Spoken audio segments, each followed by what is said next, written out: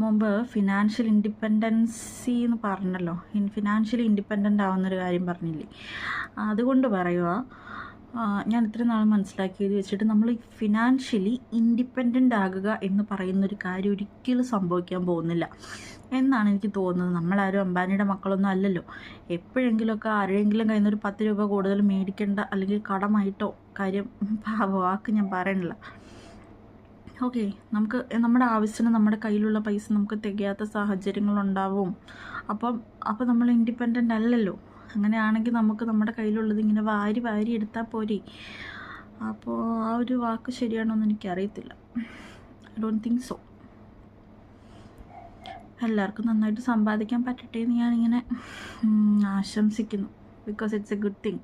നല്ല സുഖമുള്ളൊരു പരിപാടിയല്ലേ ശമ്പളം ഇങ്ങനെ മേടിക്കുക, നമ്മുടെ ആവശ്യത്തിന് സേവ് ചെയ്യുക എന്നൊക്കെ പറയുന്നത്. നല്ലത് വരട്ടെ.